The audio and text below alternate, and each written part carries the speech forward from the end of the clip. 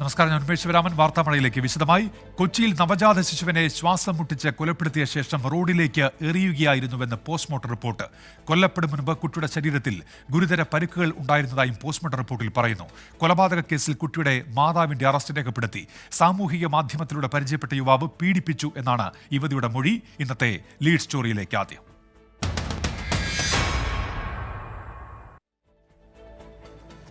ഇന്ന് രാവിലെ 8 മണിയോടെയാണ് പനമ്പള്ളി നഗറിൽ നടുറോഡിൽ നവജാത ശിശുവിന്റെ മൃതദേഹം കണ്ടെത്തിയത്. ഈ കേസിലാണ് കുട്ടിയെ കൊലപ്പെടുത്തിയ ശേഷമാണ് പാഴ്സൽ കവറിലാക്കി ഫ്ളാറ്റിൽ നിന്ന് പുറത്തെറിഞ്ഞതെന്ന് കണ്ടെത്തിയിരിക്കുന്നത്. കുട്ടി കൊല്ലപ്പെടും മുൻപ് തന്നെ ശരീരത്തിൽ ഗുരുതരമായ പരിക്കുകൾ ഏറ്റിരുന്നതായും പോസ്റ്റ്മോർട്ടം റിപ്പോർട്ടിൽ കണ്ടെത്തിയിട്ടുണ്ട്. തലയോട്ടിക്കടക്കം ഗുരുതരമായി പരിക്കേറ്റിരുന്നു. കേസിൽ കുട്ടിയുടെ മാതാവിനെ പോലീസ് അറസ്റ്റ് ചെയ്തിട്ടുണ്ട്. ഇവർക്കെതിരെ കൊലപാതക കുറ്റമാണ് ചുമത്തിയിരിക്കുന്നത്. നിലവിൽ ആരോഗ്യ പ്രശ്നങ്ങളെ തുടർന്ന് ആശുപത്രിയിൽ കഴിയുന്ന യുവതിയെ ഡിസ്ചാർജ് ചെയ്ത ശേഷമായിരിക്കും കൂടുതൽ ചോദ്യം ചെയ്യലിന് പോലീസ് മുതിരുക. താൻ പീഡനത്തിന് ഇരയായതായും ഇൻസ്റ്റഗ്രാം വഴി പരിചയപ്പെട്ട യുവാവാണ് തന്നെ നിർബന്ധിച്ച് ലൈംഗിക പീഡനം നടത്തിയതെന്നും യുവതി പോലീസിന് മൊഴി നൽകിയിട്ടുണ്ട്. ആരോപണ വിധേയനായ യുവാവിനെ പോലീസ് ഉടൻ കസ്റ്റഡിയിലെടുക്കുമെന്ന സൂചനയും പുറത്തുവരുന്നുണ്ട്. നവജാത ശിശുവിനെ കൊലപ്പെടുത്തിയ കേസിൽ നിലവിൽ അറസ്റ്റിലായ യുവതിയുടെ മാതാപിതാക്കൾക്ക് പങ്കില്ല എന്നാണ് പോലീസ് പറയുന്നത്. സംഭവത്തിൽ മനുഷ്യാവകാശ കമ്മീഷനും സ്വമേധയാ കേസെടുത്തു. പോസ്റ്റ്മോർട്ടത്തിന് ശേഷം കുട്ടിയുടെ മൃതദേഹം കളമശ്ശേരി മെഡിക്കൽ കോളേജ് മോർച്ചറിയിൽ സൂക്ഷിച്ചിരിക്കുകയാണ്. 24 Kochi. Mayor Arya Rajendran KSRTC driver തർക്കത്തിൽ ബസ്സിലെ കണ്ടക്ടറുടെ മൊഴി രേഖപ്പെടുത്തി. താൻ ഒന്നും കണ്ടിട്ടില്ല എന്നാണ് കണ്ടക്ടർ സുബിൻ നൽകിയ മൊഴി. കോടതി മേൽനോട്ടത്തിൽ അന്വേഷണം ആവശ്യപ്പെട്ട് ഹർജി നൽകാനാണ് യദുവിന്റെ നീക്കം. മേയർ നേരിട്ടതിന് സമാനമായ അനുഭവം യദുവിൽ നിന്ന് തനിക്കുമുണ്ടായെന്ന് നടി റോഷ്നി ആൻ സാമൂഹ്യ മാധ്യമങ്ങളിലൂടെ അറിയിച്ചു. റോഷ്നിയുടെ ആരോപണങ്ങൾ തള്ളി യദു രംഗത്തെത്തി. KSRTC ഡ്രൈവർ യദു ലൈംഗിക ചേഷ്ട കാണിച്ചുവെന്ന് തനിക്കറിയില്ലെന്നാണ് കണ്ടക്ടർ സുബിൻ നൽകിയ മൊഴി. താൻ പിൻസീറ്റിലായിരുന്നതിനാൽ കാര്യങ്ങളൊന്നും വ്യക്തമായിരുന്നില്ല. ബഹളമുണ്ടായപ്പോഴാണ് കാര്യങ്ങൾ അറിഞ്ഞതെന്നും കണ്ടക്ടറിന്റെ മൊഴിയിൽ പറയുന്നു. മേയർക്കുണ്ടായതിന് സമാനമായ അനുഭവം തനിക്കുമുണ്ടായെന്ന നടി റോഷ്ന ആൻഡ്രോയ് സമൂഹ മാധ്യമങ്ങളിലൂടെ പങ്കുവച്ചു. ഞാനൊരു KSRTCയുടെ ഫോട്ടോ എടുത്തു വെച്ചിട്ടുണ്ട്. അത് അദ്ദേഹം ഓടിച്ചിരുന്ന വണ്ടിയുടെ ആണ്. അത്രയും തിരക്കുള്ള ഒരു വഴിയിൽ സ്ലോ മൂവിങ് ആയതിന്റെ നടുവിൽ കൊണ്ടേ നിർത്തിയിട്ട് നമ്മളെ ചീത്ത പറയാൻ ഇറങ്ങി വരും നമ്മൾ ഒരിക്കലും പ്രതീക്ഷിക്കുന്നില്ല. അദ്ദേഹം സംസാരിച്ച രീതിയും കാര്യങ്ങളും ഒക്കെ അവിടുത്തെ MVD കണ്ടതാണ്, ആ ബസ്സിലെ യാത്രക്കാരും കണ്ടതാണ്. KSRTC ആയതുകൊണ്ട് അവർക്ക് എന്തും പറയാം, അങ്ങനെ ഒരു ഭാവം അയാളിൽ ഞാൻ കാണുന്നുണ്ട്. അല്ലെങ്കിൽ അയാളുടെ പേഴ്സണൽ അങ്ങനത്തെ ഒരു സ്വഭാവക്കാരനായിരിക്കണം. എന്നാൽ നടിയുടെ ആരോപണങ്ങൾ യദു നിഷേധിച്ചു. ഒന്നാമത് എൻ്റെ ഓർമ്മയിലില്ല ഈ ഒരു പ്രശ്നം. എനിക്ക് അറിയത്തില്ല. അവർ ഇനിയിപ്പോൾ ഓരോ കേസുകൾ ഇനിയിപ്പോൾ ഓരോ കേസുകൾ വരെയില്ലേ. അപ്പോൾ ഈ കേസ് ഫയൽ ചെയ്യുന്നതിന് മുമ്പായിട്ടാണ് ഇത്രയും ദിവസം. അന്ന് കേസ് കൊടുത്ത 30-ാം തീയതി അല്ലേ, 30-ാം തീയതി ആയി, ഇന്ന് 3 അപ്പോൾ ഈ കേസ് കൊടുക്കുന്ന ഒപ്പിടണമെന്ന് അറിഞ്ഞപ്പോൾ മാത്രമാണ് ഈ ഒരു അലിഗേഷൻ വരുന്നത്. കണ്ടക്ടർ സുബിൻ നൽകിയ മൊഴിയിൽ വൈരുദ്ധ്യമുണ്ടെന്നും യദു പറഞ്ഞു. ആ മൊഴിയിലും വൈരുദ്ധ്യമുണ്ട്. എന്തെന്ന് വെച്ചാൽ ആ കണ്ടക്ടർ എൻ്റെ ഫ്രണ്ട് സീറ്റിൽ ഒറ്റ സീറ്റിലാണ് ഇരുന്നത്. അങ്ങേര് കണ്ടില്ലെന്ന് പറയണത് കറക്റ്റാണ്, പറഞ്ഞിട്ടില്ലെന്ന് പറയണതും കറക്റ്റാണ്. പക്ഷേ ഇരുന്നത് ബാക്കിലല്ല, ഫ്രണ്ടിലാണ് ഇരുന്നത്. മറ്റേ MLA വന്നപ്പോൾ എണീറ്റ് കൊടുക്കുകയാണ് ചെയ്തത്. സഖാവേ ഇരിക്കൂ എന്ന് പറഞ്ഞാണ് എണീറ്റ് കൊടുക്കുന്നത്. അത് ഞാൻ കേട്ട കാര്യമാണ്. ഔദ്യോഗിക കൃത്യനിർവഹണം തടസ്സപ്പെടുത്തി, തെളിവുകൾ അട്ടിമറിച്ചു, അതിക്രമിച്ച് ബസ്സിൽ കയറി തുടങ്ങിയ കാര്യങ്ങൾ ചൂണ്ടിക്കാട്ടി കോടതിയിൽ ഹർജി നൽകാനാണ് യദുവിന്റെ തീരുമാനം. കോടതി മേൽനോട്ടത്തിലോ കോടതി നിർദ്ദേശപ്രകാരമോ അന്വേഷണം വേണമെന്നാണ് ആവശ്യം. സൈബർ അധിക്ഷേപം നടത്തുന്നവർക്കെതിരെ നടപടി സ്വീകരിക്കുമെന്ന സച്ചിൻ ദേവ് MLAയും വ്യക്തമാക്കി. 24 തിരുവനന്തപുരം. കേരളത്തിന് ചുട്ടുപൊള്ളുന്നു.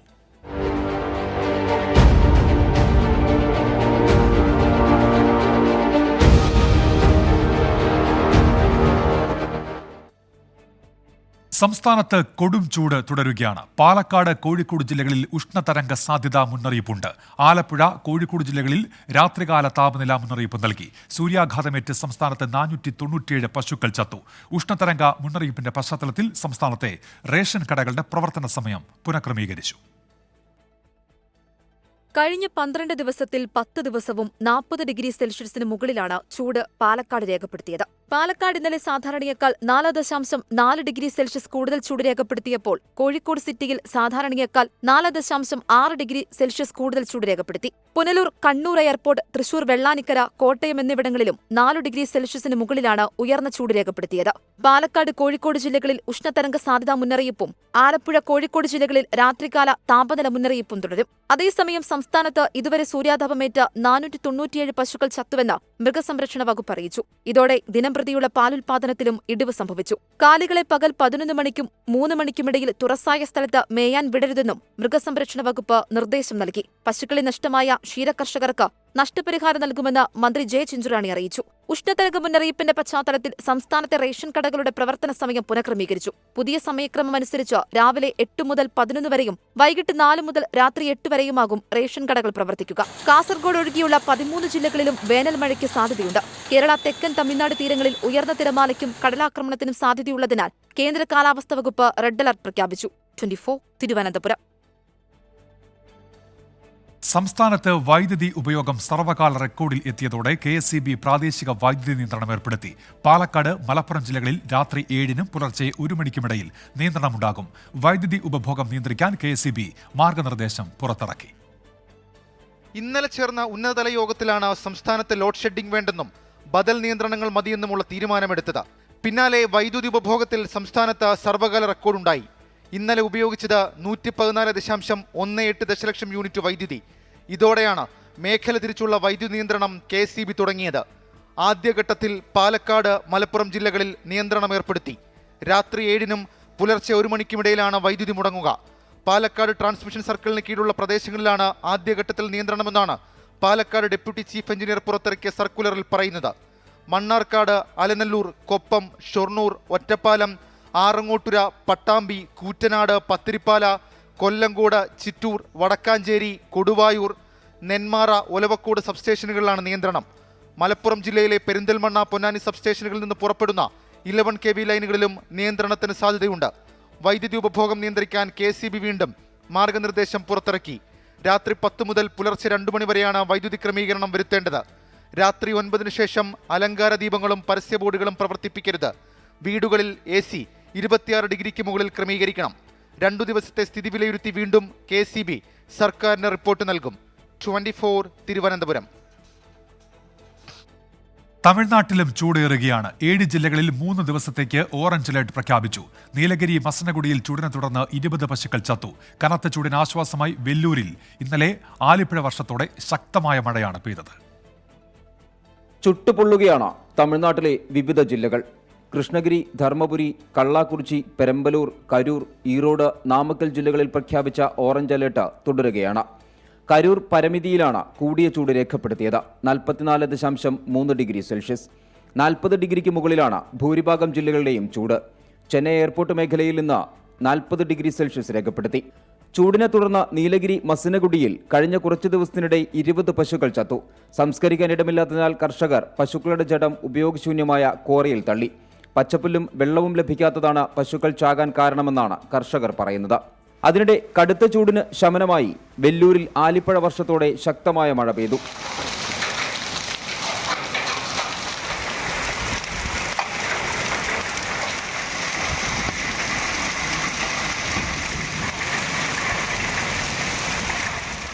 ജില്ലയിൽ 43.6 ഡിഗ്രി സെൽഷ്യസ് ചൂടാണ് രേഖപ്പെടുത്തിയിരുന്നത്. വൈകിട്ടും രാത്രിയിലുമായാണ് ഗുഡിയാത്തം മേഖലയിൽ ശക്തമായ മഴ പെയ്തത്. കന്യാകുമാരി, തിരുനെൽവേലി ജില്ലകളിൽ ഇന്ന് നേരിയ മഴയ്ക്ക് സാധ്യതയുണ്ടെന്ന് കാലാവസ്ഥാ നിരീക്ഷണ കേന്ദ്രം അറിയിച്ചു. 24 ചെന്നൈ. കേരള തീരത്ത് ഉയർന്ന തിരമാലയ്ക്ക് സാധ്യതയുള്ളതിനാൽ മുൻകരുതൽ നടപടി സ്വീകരിക്കാൻ കോസ്റ്റൽ പോലീസിന് DGPയുടെ നിർദ്ദേശം. ദുരന്ത നിവാരണ വകുപ്പ്, കടലോര ജാഗ്രതാ സമിതി എന്നിവയുമായി ചേർന്ന് ആവശ്യമായ സജ്ജീകരണങ്ങൾ ഒരുക്കണം. കോസ്റ്റൽ പോലീസ് IG, AIG എന്നിവർക്കാണ് നിർദ്ദേശം നൽകിയത്. ഷഫീദ് റാവുത്തറുണ്ട് തിരുവനന്തപുരത്ത് നിന്ന്. ഷഫീദ്, എന്തൊക്കെ നിർദ്ദേശങ്ങൾ നൽകിയിട്ടുണ്ട്? സംസ്ഥാനത്തെ കള്ളക്കടൽ പ്രതിഭാസം എന്ന കേന്ദ്ര കാലാവസ്ഥാ വകുപ്പിന്റെ മുന്നറിയിപ്പും അതേപോലെ തന്നെ ദുരന്ത നിവാരണ അതോറിറ്റിയുടെ മാർഗനിർദ്ദേശങ്ങളുടെയും അടിസ്ഥാനത്തിലാണ് ഇപ്പോൾ സംസ്ഥാനത്തെ കോസ്റ്റൽ പോലീസിന് സംസ്ഥാന പോലീസ് മേധാവി നിർദ്ദേശങ്ങൾ നൽകിയിട്ടുള്ളത്. ദുരന്ത നിവാരണ വകുപ്പ്, കടലോര ജാഗ്രതാ സമിതി ഇവരുമായി ചേർന്ന് ആവശ്യമായ സജ്ജീകരണങ്ങൾ ഒരുക്കണം. ജാഗ്രതാ നിർദ്ദേശങ്ങൾ തീരദേശത്തെ ജനങ്ങളിൽ എത്തിക്കുന്നതിന് പോലീസ് നടപടി സ്വീകരിക്കണം. ദുരന്ത നിവാരണ അതോറിറ്റി അടക്കം പുറപ്പെടുവിക്കുന്ന ഉത്തരവുകൾക്കനുസരിച്ച് പെരുമാറാൻ പോലീസിന്റെ ഭാഗത്ത് നിന്ന് പ്രത്യേക ശ്രദ്ധയുണ്ടാകണം. ഇതടക്കമുള്ള നിർദ്ദേശങ്ങളാണ് സംസ്ഥാന പോലീസ് മേധാവി നൽകിയിട്ടുള്ളത്. കോസ്റ്റൽ പോലീസ് IG, AIG എന്നിവർക്കാണ് ജാഗ്രതാ നിർദ്ദേശം നൽകിയിട്ടുള്ളതെങ്കിലും തീരദേശ ജില്ലകളിലെ ജില്ലാ പോലീസ് മേധാവിമാരും ഇക്കാര്യത്തിൽ വലിയ ജാഗ്രത പുലർത്തണമെന്ന് സംസ്ഥാന പോലീസ് മേധാവി പുറത്തിറക്കിയ ഉത്തരവിൽ പറയുന്നുണ്ട്. ശരി, ഷഫീദ് റാവുത്തറാണ് വിവരങ്ങൾ നൽകിയത് തിരുവനന്തപുരത്ത്. JDS നേതാവ് പ്രജ്വൽ രേവണ്ണയ്ക്കെതിരായ ലൈംഗിക അതിക്രമ പരാതിയിൽ പോലീസ് ഒരു കേസ് കൂടി രജിസ്റ്റർ ചെയ്തു. മൈസൂരു KR നഗർ പോലീസാണ് കേസെടുത്തത്. വീട്ടുജോലിക്കാരിയെ പീഡിപ്പിച്ച കേസിൽ പ്രജ്വലിന്റെ പിതാവും മുൻ മന്ത്രിയുമായ HD രേവണ്ണയുടെ മുൻകൂർ ജാമ്യാപേക്ഷ കോടതി തള്ളി. ജർമ്മനിയിൽ ഒളിവിൽ കഴിയുന്ന JDS നേതാവും ഹാസൻ മണ്ഡലത്തിലെ NDA സ്ഥാനാർത്ഥിയുമായ പ്രജ്വൽ രേവണ്ണയ്ക്ക് കുരുക്കുമുറുകുകയാണ്. പ്രത്യേക സംഘം അന്വേഷിക്കുന്ന കേസിനു പുറമെ മൈസൂരു സ്വദേശിയായ യുവതിയുടെ പരാതിയിൽ മറ്റൊരു കേസ് കൂടി രജിസ്റ്റർ ചെയ്തു. പ്രജ്വൽ നിരവധി തവണ ലൈംഗികമായി പീഡിപ്പിച്ചുവെന്നാണ് പരാതിയിൽ പറയുന്നത്. യുവതിയുടെ മൊഴി മജിസ്ട്രേറ്റ് മുമ്പാകെ രേഖപ്പെടുത്തി. വീട്ടുജോലിക്കാരിയുടെ പരാതിയിലെടുത്ത കേസിൽ പ്രജ്വലിന്റെ പിതാവും മുൻ മന്ത്രിയുമായ HD രേവണ്ണ നൽകിയ മുൻകൂർ ജാമ്യാപേക്ഷ ബംഗളൂരുവിലെ പീപ്പിൾ റെപ്രസെന്റേറ്റീവ് കോടതി തള്ളി. രേവണ്ണ വൈകാതെ അന്വേഷണ സംഘത്തിന് മുമ്പിൽ ഹാജരാകുമെന്നാണ് വിവരം. കേസിൽ രാഷ്ട്രീയ വിവാദവും തുടരുകയാണ്. പ്രജ്വലിനെതിരായ കേസ് BJPയുടെ വിഷയമല്ലെന്ന് കേന്ദ്രമന്ത്രി പ്രഹ്ലാദ് ജോഷി 24നോട് പറഞ്ഞു. Prajwal Revanna case, that was any effect in the Karnataka election? No, not at all, because it is a different party, ours is a different party. Not at all. Case പ്രചാരണായുധമാക്കിയ Congress NDA സഖ്യത്തിനെതിരെ പ്രത്യേക campaign പരിപാടികളാണ് സംഘടിപ്പിക്കുന്നത്. പരസ്യ പ്രതികരണത്തിന് തയ്യാറായില്ലെങ്കിലും case തെരഞ്ഞെടുപ്പിൽ ബാധിക്കുമെന്നാണ് BJP സംസ്ഥാന നേതൃത്വത്തിന്റെ വിലയിരുത്തൽ. 24 ബംഗളൂരു. ലൈംഗിക അതിക്രമ കേസിൽ മുൻ മന്ത്രിയും JDS നേതാവുമായ HD രേവണ്ണയ്ക്കായി ലുക്കൌട്ട് നോട്ടീസ് പുറപ്പെടുവിച്ചു. നോട്ടീസ് നൽകിയിട്ടും ചോദ്യം ചെയ്യലിന് ഹാജരാകാത്തതിനെ തുടർന്നാണ് നടപടി. മകൻ പ്രജ്വൽ രേവണ്ണയ്ക്കായി നേരത്തെ ലുക്കൌട്ട് സർക്കുലർ ഇറക്കിയിരുന്നു. അരുൺ പൂപ്പറമ്പയുണ്ട് കാസർഗോഡ് നിന്ന്. അരുൺ, വിവരങ്ങൾ. ഉന്മേഷ്, വീട്ടുജോലിക്കാരിയായ യുവതിയുടെ പരാതിയിലാണ് HD രേവണ്ണയ്ക്കെതിരെ നേരത്തെ പോലീസ് കേസെടുത്തത്. അതിനുശേഷം അന്വേഷണ സംഘം 3 തവണയായി ചോദ്യം ചെയ്യലിന് ഹാജരാകാൻ നോട്ടീസ് നൽകിയിട്ടുണ്ട് എന്നതാണ് അന്വേഷണ സംഘം പറയുന്നത്. എന്നാൽ HD രേവണ്ണ ചോദ്യം ചെയ്യലിന് ഹാജരാകാൻ തയ്യാറായില്ല.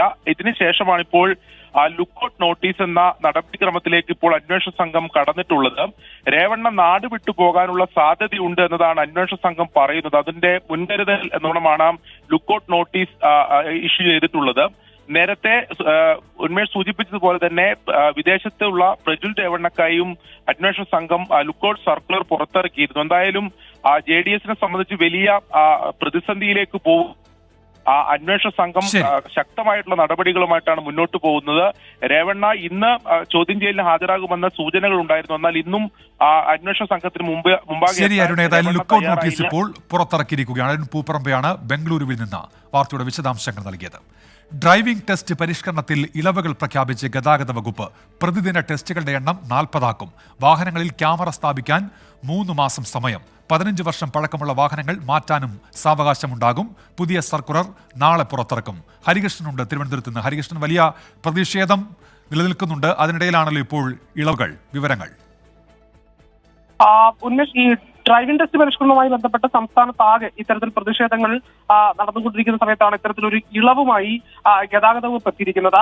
ഈ സംഭവവുമായി ബന്ധപ്പെട്ട് കഴിഞ്ഞ ദിവസങ്ങളിൽ തന്നെ ഈ സംഘടനകൾ, അതായത് ഭരണാനുകൂല സംഘടനകൾ അടക്കം ആവശ്യപ്പെട്ട ഒരു സംഗതിയാണ് ഈ ഡ്രൈവിംഗ് ടെസ്റ്റ് പരിഷ്കരണത്തിൽ ഇളവ് വേണമെന്നുള്ളത്. അത് ഏതായാലും ഗതാഗത മന്ത്രി അത്തരത്തിലൊരു ഇളവ്, ഗതാഗത വകുപ്പ് അത്തരത്തിലൊരു ഇളവ് നൽകുന്നു എന്നുള്ളൊരു കാര്യമാണ് ഇപ്പോൾ പുറത്തു വരുന്ന ഏറ്റവും പ്രധാനപ്പെട്ട വാർത്ത എന്ന് പറയുന്നത്.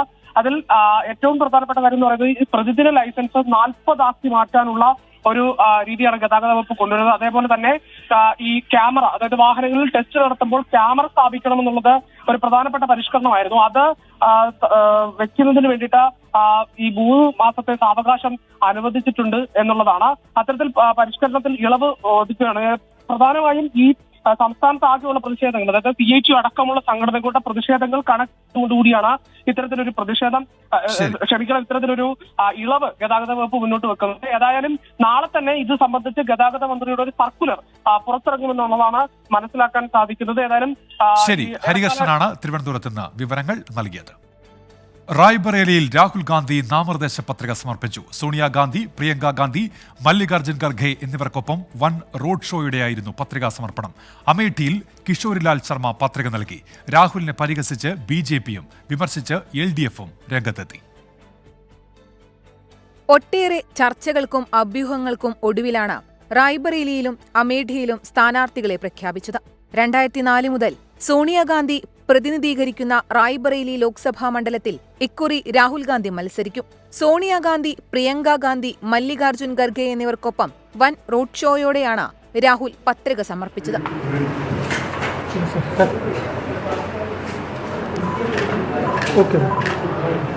അമേഠിയിൽ നെഹ്റു കുടുംബത്തിന്റെ വിശ്വസ്തനായ കിഷോരിലാൽ ശർമ്മയാണ് കോൺഗ്രസ് സ്ഥാനാർത്ഥി. രാഹുൽ ഇരു സീറ്റുകളിലും ജയിച്ചാൽ ഉചിതമായ സമയത്ത് തീരുമാനമുണ്ടാകുമെന്ന് AICC general secretary KC Venugopal. ഞങ്ങൾക്ക് രണ്ടും വയനാടും അമേഠിയും റായ്ബറേലിയും ഒക്കെ പ്രധാനപ്പെട്ട മണ്ഡലങ്ങളാണ്. അതിലൊക്കെ യുക്തമായ തീരുമാനം യഥാസമയത്ത് പാർട്ടി എടുക്കും. ജനങ്ങൾക്ക് യാതൊരു ബുദ്ധിമുട്ടുണ്ടാവാത്ത രീതിയിൽ. അമേഠിയിൽ നിന്ന് രാഹുൽ ഗാന്ധി ഒളിച്ചോടിയെന്ന് പ്രധാനമന്ത്രി പരിഹസിച്ചു. मैंने पहले ही बता दिया था कि शाहजादे वायनाड में हारने वाले हैं और हार के डर से जैसे ही वायनाड में मतदान समाप्त होगा वो दूसरी सीट खोजने लग जाएंगे. വയനാട്ടിൽ രാഹുൽ ഗാന്ധിയെ മത്സരിപ്പിച്ചത് തെറ്റാണെന്ന കോൺഗ്രസിന്റെ തിരിച്ചറിവിനെ അംഗീകരിക്കുന്നുവെന്ന് പറഞ്ഞ CPI സംസ്ഥാന സെക്രട്ടറി ബിനോയ് വിശ്വം റായ്ബറേലിയിൽ CPI രാഹുലിനെ പിന്തുണയ്ക്കുമെന്നും അറിയിച്ചു. ഞങ്ങൾ റായ്ബറേലിയിൽ BJPക്കെതിരെ കോൺഗ്രസ് സ്ഥാനാർത്ഥിയായിട്ടുള്ള രാഹുൽ ഗാന്ധിയെ പിന്താങ്ങും. പക്ഷേ കേരളത്തിലെ കോൺഗ്രസ് രാഹുൽ ഗാന്ധിയെ കൊണ്ട് ഞങ്ങൾക്കെതിരെ ലെറ്ററിനെതിരെ മത്സരിപ്പിക്കാൻ വേഷം കെട്ടിച്ചു. രാഹുൽ ഗാന്ധിയുടെ തീരുമാനം വയനാട്ടിലെ ജനങ്ങളോടുള്ള നീതികേടെന്ന് CPI നേതാവും വയനാട്ടിലെ LDF സ്ഥാനാർത്ഥിയുമായ ആനി രാജ കുറ്റപ്പെടുത്തി. 24 ഡൽഹി. ലൈംഗിക പീഡന ആരോപണത്തിൽ പ്രതികരണവുമായി പശ്ചിമബംഗാൾ ഗവർണർ CV ആനന്ദബോസ് അപകീർത്തിപ്പെടുത്താൻ ശ്രമമെന്നും ഭരണഘടനാ ഉത്തരവാദിത്തം നിറവേറ്റുമെന്നും ആനന്ദബോസ് വ്യക്തമാക്കി. സ്ത്രീക്ക് നേരെ ഗവർണർ ലൈംഗിക അതിക്രമം നടത്തി എന്നാണ് തൃണമൂൽ കോൺഗ്രസിന്റെ ആരോപണം. രാജ്ഭവനിൽ ഇന്നലെ എത്തിയ സ്ത്രീയെ ബംഗാൾ ഗവർണർ CV ആനന്ദബോസ് ലൈംഗികമായി ഉപദ്രവിച്ചുവെന്നും മോശമായി പെരുമാറിയെന്നുമാണ് തൃണമൂൽ കോൺഗ്രസ് MP സാഗരിക ഘോഷിന്റെ ആരോപണം. വിഷയത്തിൽ ആനന്ദബോസ് പ്രതികരണവുമായി രംഗത്തെത്തി. ബംഗാളിൽ ഞാൻ ചാർജ് എടുത്തപ്പോൾ ഇതൊരു പൂമത്തെയല്ല എന്നെനിക്ക് നന്നായി അറിയാമായിരുന്നു. ഏതായാലും സത്യം പുറത്തു വരിക തന്നെ ചെയ്യും. ഒരു രീതിയിലും തലകുനിച്ചു കൊടുക്കാൻ ഞാൻ ഒരുക്കമല്ല.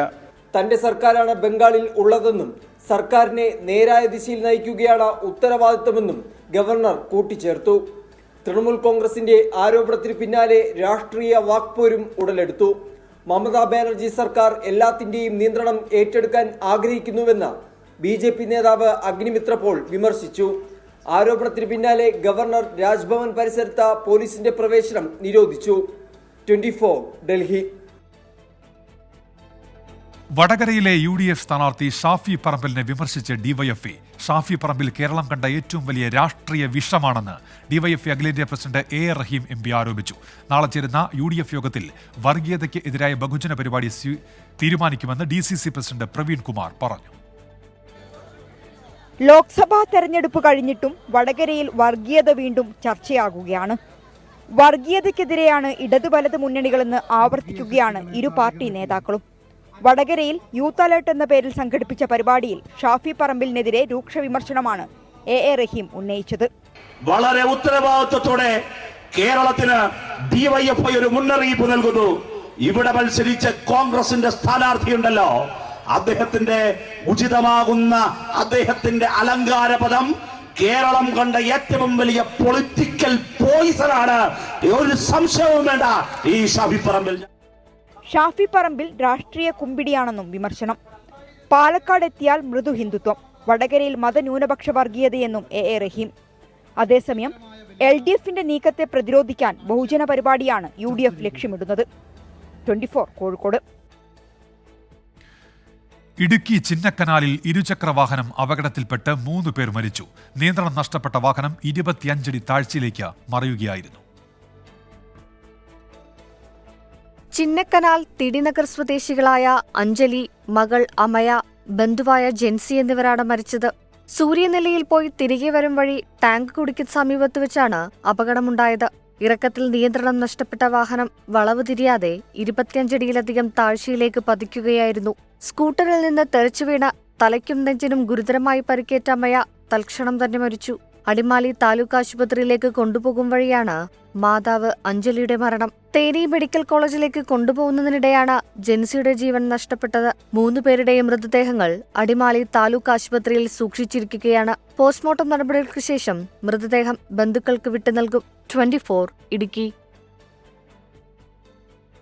മാസപ്പടി വിവാദത്തിൽ വിജിലൻസ് അന്വേഷണം ആവശ്യപ്പെട്ടുള്ള ഹർജിയോടനുബന്ധിച്ച് കൂടുതൽ രേഖകൾ ഹാജരാക്കി മാത്യു കുഴൽനാടൻ MLA.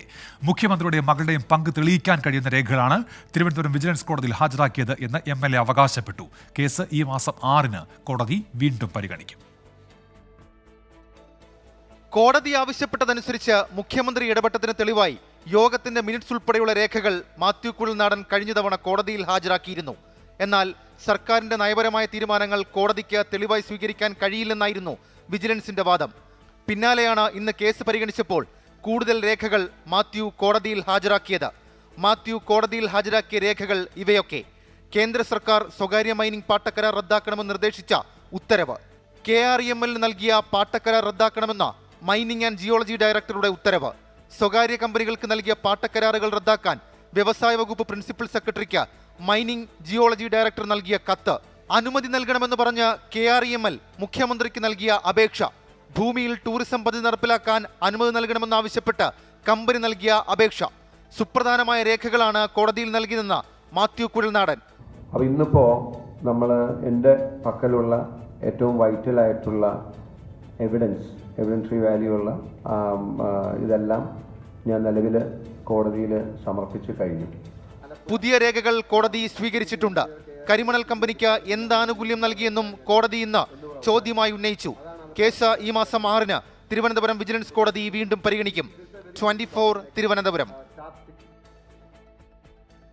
മരക്കാല് നാട്ടിക്കെട്ടിയ കൂരയും തകർന്നു വീണതോടെ കൈക്കുഞ്ഞുങ്ങളുമായി കാട്ടിൽ കഴിയേണ്ടി വന്ന ആദിവാസി കുടുംബത്തെ മാറ്റിപ്പാർപ്പിക്കും.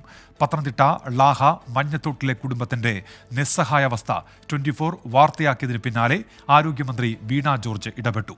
വന്യമൃഗശല്യം പതിവായ സ്ഥലത്ത് ജീവൻ പണയം വെച്ചാണ് കുടുംബം കഴിഞ്ഞിരുന്നത്.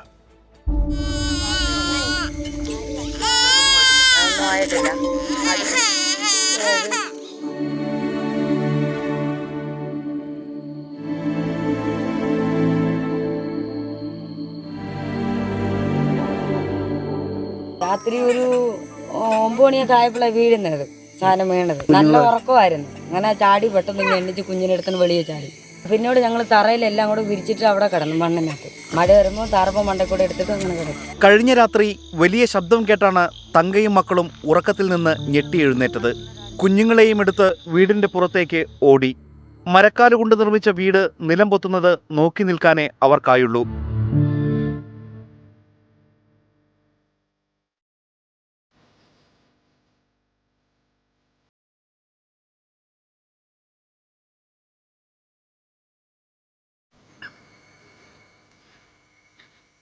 പരിക്കൊന്നും പറ്റിയില്ല. അത് കിട്ടണം, എന്ത് ചെയ്യാനാ, ഈ തറല കിടക്കാം. അത് വാർത്ത കിടക്കാം, വാർത്തില്ല, കല്ല് മാത്രം വെച്ചത്. 2 പെൺമക്കളും അവരുടെ കുഞ്ഞുങ്ങളുമടക്കം 7ഓളം പേർ. വീട് ദ്രവിച്ചു തകർന്നതോടെ പുറത്ത് മണ്ണിൽ കിടക്കുകയല്ലാതെ ഇവരുടെ മുൻപിൽ മാർഗങ്ങളുണ്ടായില്ല. ട്രൈബൽ പ്രൊമോട്ടർ അടക്കമുള്ളവർ രാവിലെ വന്ന് നോക്കിയതല്ലാതെ കാര്യമുണ്ടായില്ല. ആനയും പുലിയൊക്കെ വരുന്നുണ്ട്. ഇന്നലെ അവിടെ ഒരെണ്ണം വന്നായിരുന്നു, ഞങ്ങൾ വരട്ടി ഓടിച്ചെടുത്തു. 24 വാർത്തയ്ക്ക് പിന്നാലെ മന്ത്രി വീണ ജോർജിന്റെ ഇടപെടൽ. കുടുംബത്തിലെ സ്ത്രീകളെയും കുട്ടികളെയും ഉടൻ തന്നെ മഹിളാ മന്ദിരത്തിലേക്ക് മാറ്റാൻ കളക്ടർക്ക് നിർദ്ദേശം നൽകി. തങ്ങൾക്ക് മഹിളാ മന്ദിരത്തിലേക്ക് പോകാൻ താല്പര്യമില്ലെന്നും സമീപത്തെ അങ്കണവാടിയിൽ കഴിഞ്ഞാൽ മതിയെന്നും കുടുംബം കളക്ടറെ അറിയിക്കുകയായിരുന്നു. ഇവരോട് നമ്മൾ പറഞ്ഞത് വേണമെങ്കിൽ ഇവർക്ക് മഹിളാ മന്ദിരത്തിൽ താമസം അറേഞ്ച് ചെയ്യുമെന്ന് പറഞ്ഞിട്ടുണ്ടായിരുന്നു. അപ്പോൾ അവർക്കത് താല്പര്യമില്ല എന്നാണ് പറഞ്ഞിരിക്കുന്നത്. ഇപ്പോൾ ഇവരുടെ ഇമ്മീഡിയറ്റ് ആയിട്ടുള്ള ആവശ്യം അവർക്ക് താമസിക്കാൻ ഒരു സ്ഥലം എന്നുള്ളതാണ്. അപ്പോൾ ഇന്നിപ്പം തൽക്കാലം അടുത്തുള്ള അംഗനവാടിയിൽ തന്നെ താമസം അറേഞ്ച് ചെയ്തിട്ടുണ്ട്. ഇവർക്ക് 2 ടാർപോളിൻ വേണമെന്ന് പറഞ്ഞിട്ടുണ്ട്. അത് നമ്മളിപ്പം അറേഞ്ച് ചെയ്ത് കൊടുത്തിട്ടുണ്ട്. ഇത് കൂടാതെ ഇവരുടെ വീട് പണി നടന്നുകൊണ്ടിരിക്കുകയാണ്. അപ്പോൾ അത് ഇവിടെ 4-5 വീടുകൾ പണിയുന്നുണ്ട്. അപ്പോൾ ഇവരുടെ വീടിന് ഒരു പ്രയോറിറ്റി കൊടുത്തിട്ട് എത്രയും പെട്ടെന്ന് നാളെ തന്നെ അതിൻ്റെ പണി തുടങ്ങും. അപ്പോൾ എത്രയും പെട്ടെന്ന് തന്നെ ആ വീടിൻ്റെ പണി പൂർത്തീകരിച്ച് ഇവരെ അങ്ങോട്ട് മാറ്റാനാണ് നോക്കുന്നത്. പിന്നെ ഇവർ റേഷൻ്റെ കാര്യം പറഞ്ഞു, അതും എല്ലാം നമ്മൾ കൊണ്ട് സപ്ലൈ ചെയ്തിട്ടുണ്ട്. പിന്നെ ഇവരുടെ ചില ചെറിയ ആവശ്യങ്ങളുണ്ട്, കുടിവെള്ളത്തിൻ്റെ ആവശ്യം, അതേപോലെ തന്നെ അത് ഇവർക്ക് ഓൾറെഡി ഉണ്ടായിരുന്നു, കുടിവെള്ളം ഉണ്ടായിരുന്നു, അപ്പം കിട്ടുന്നുണ്ട്. ഇപ്പം നിന്ന് പോയി എന്ന് പറഞ്ഞാൽ അതിപ്പോൾ നമ്മൾ ടേക്കപ്പ് ചെയ്യുന്നുണ്ട്. പിന്നെ റേഷൻ കാർഡ്, അങ്ങനത്തെ ചെറിയ ആവശ്യങ്ങളാണ്. പക്ഷേ ഈ വീടുമായിട്ട് ബന്ധപ്പെട്ടുള്ള എല്ലാ പ്രോബ്ലംസും നമ്മൾ സോൾവ് ചെയ്തിട്ടുണ്ട്. സ്ഥലം സന്ദർശിച്ച കളക്ടർ പ്രേംകൃഷ്ണൻ പാതി വഴിയിൽ മുടങ്ങിയ വീടിന്റെ നിർമ്മാണം നാളെ തന്നെ തുടങ്ങാൻ നിർദ്ദേശം നൽകി.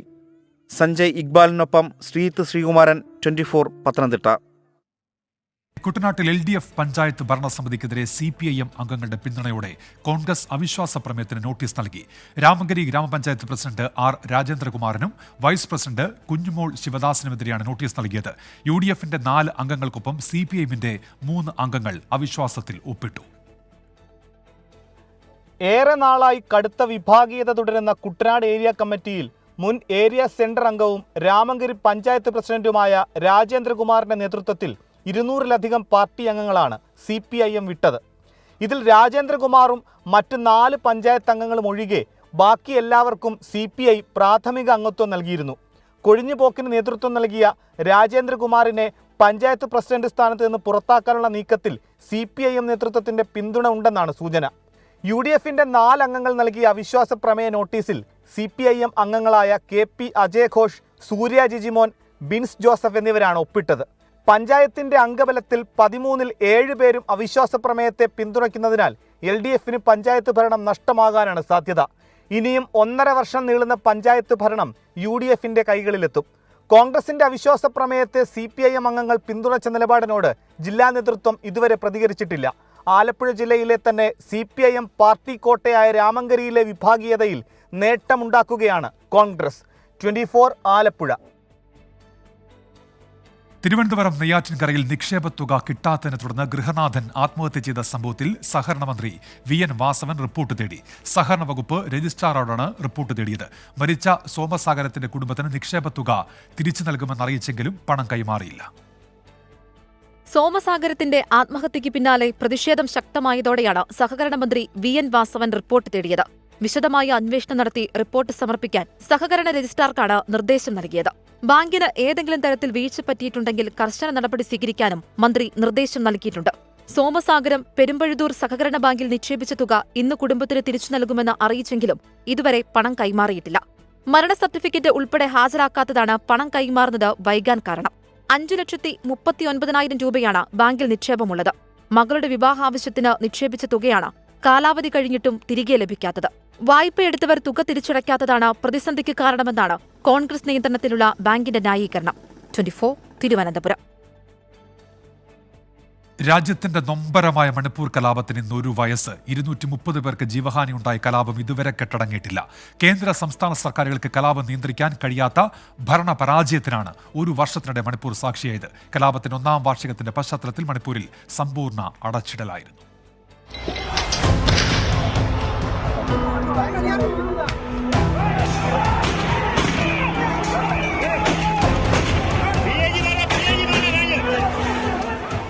കിഴക്കിന്റെ രത്നം എന്നറിയപ്പെടുന്ന മണിപ്പൂരിൽ പൊട്ടിപ്പുറപ്പെട്ട വംശീയ കലാപത്തിന്റെ കനൽ ഇന്നും കെട്ടടങ്ങിയിട്ടില്ല.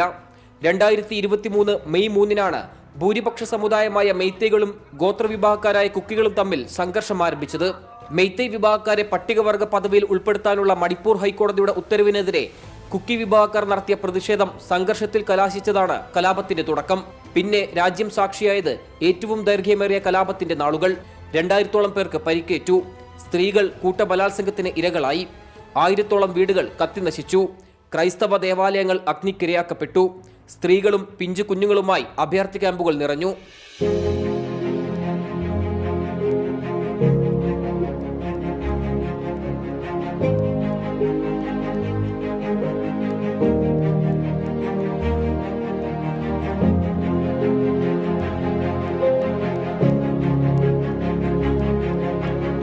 ചുരാചൻപൂരിൽ സ്ത്രീകളെ ജനക്കൂട്ടം നഗ്നരാക്കി ലൈംഗികാതിക്രമണത്തിന് ഇരകളാക്കിയത് രാജ്യത്തിന്റെ നൊമ്പരമായി.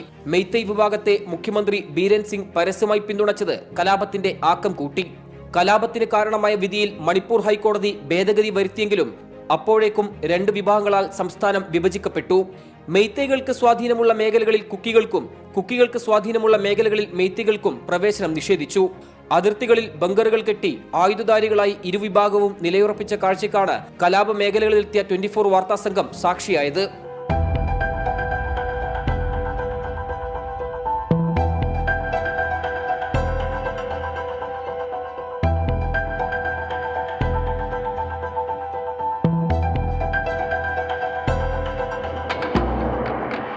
സമാധാനം എന്ന് പുനഃസ്ഥാപിക്കാൻ കഴിയുമെന്ന് ഭരണകർത്താക്കൾക്ക് നേരെ മണിപ്പൂർ ജനത ഇന്നും ചോദിക്കുന്നു. വർഷം 1 പിന്നിട്ടിട്ടും പ്രധാനമന്ത്രി നരേന്ദ്രമോദി മണിപ്പൂർ സന്ദർശിക്കാത്തതിലുള്ള അമർഷം രാജ്യത്ത് ഇപ്പോഴും അലയടിക്കുന്നുണ്ട്. കുക്കി സംഘടനകളുടെ ആഹ്വാനപ്രകാരം ഇന്നലെ അർദ്ധരാത്രി ആരംഭിച്ച സമ്പൂർണ്ണ അടച്ചിടൽ മണിപ്പൂരിൽ പുരോഗമിക്കുകയാണ്. കുക്കി മെയ്തേയ് വിഭാഗക്കാർ സംഘർഷത്തിൽ മരിച്ചവർക്ക് ആദരമർപ്പിക്കും. സംഘർഷ സാധ്യത കണക്കിലെടുത്ത് ജിരിബാമിൽ നിരോധനാജ്ഞ പ്രഖ്യാപിച്ചു. 24 ഡൽഹി. ഇപ്പോൾ വരുന്നൊരു സങ്കടകരമായ വാർത്തയിലേക്ക്. കൊല്ലം കണ്ണനല്ലൂരിൽ 3 പേർ മുങ്ങി മരിച്ചു എന്നുള്ള വാർത്ത വരുന്നുണ്ട്. വിശദാംശങ്ങളുമായി അരുൺ രാജ് ചേരുന്നുണ്ട്. അരുൺ, ഇതെങ്ങനെയാണ് ഈ സംഭവം ഉണ്ടായത്? അരുൺ, വിവരങ്ങൾ എന്തൊക്കെയാണ്? ഉന്മേഷ്, കണ്ണനല്ലൂർ മുട്ടയ്ക്കാവിലാണ് 3 പേർ ചെളിയിൽ മുങ്ങി മരിച്ചത്. തിരുവനന്തപുരം പോത്തൻകോട് സ്വദേശി സബീർ, ഭാര്യ സുമയ്യ, സബീറിന്റെ സഹോദരി സജീന എന്നിവരാണ് മരിച്ചത്. ഒരാഴ്ച മുമ്പാണ് സബീറും കുടുംബവും വാടകയ്ക്ക് താമസിക്കാൻ മുട്ടയ്ക്കാവിലെത്തിയത്. സജീന കുളിക്കാൻ ഇറങ്ങിയപ്പോൾ മുങ്ങിത്താഴുകയായിരുന്നു. സജീനെ രക്ഷപ്പെടുത്താനുള്ള ശ്രമത്തിനിടയിലാണ് സമീറും സുമയ്യയും മരിച്ചത് എന്നുള്ളതാണ് ലഭിക്കുന്ന വിവരം. ചെളി വാരാനെടുത്ത കുഴിയിലെ വെള്ളക്കെട്ടാണോ എന്ന സംശയം ഇപ്പോൾ പ്രദേശവാസികൾ ഉന്നയിക്കുന്നുണ്ട്. എന്തായാലും 3 പേരെയും ഇപ്പോൾ ഈ അഗ്നിരക്ഷാസേന എത്തി ഈ സ്ഥലത്ത് നിന്ന് ഇപ്പോൾ ആശുപത്രിയിലേക്ക് മാറ്റിയിട്ടുണ്ട്. 3 പേരുടെ മൃതദേഹം ആശുപത്രിയിലേക്ക് ഇപ്പോൾ പോസ്റ്റ്മോർട്ടം നടപടികൾ നാളെ ഉണ്ടാവും. ശരി, അരുൺ രാജാണ് വിവരങ്ങൾ നൽകിയത്. വാർത്താമഴ പൂർത്തിയാവുന്നു. നമസ്കാരം.